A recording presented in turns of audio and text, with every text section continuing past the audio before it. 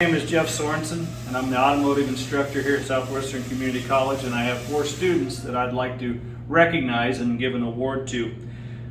For this award, I look at several different things. I look at attendance, I look at attitude, I look at the work ethic.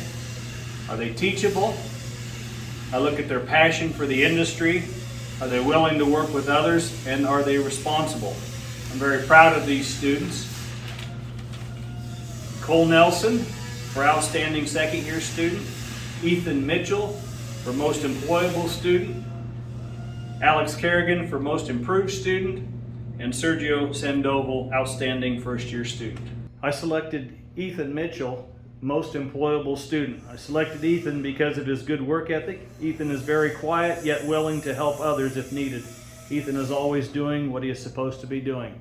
Thank you. I'm going to recognize Cole Nelson, outstanding second-year student. I selected Cole because of his good attitude, his good work ethic, and he's very teachable.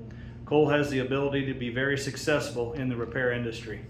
I selected Sergio Sandoval, outstanding first-year student. I selected Sergio for several different reasons. He's very humble, he's hardworking, respectful, always has his work done.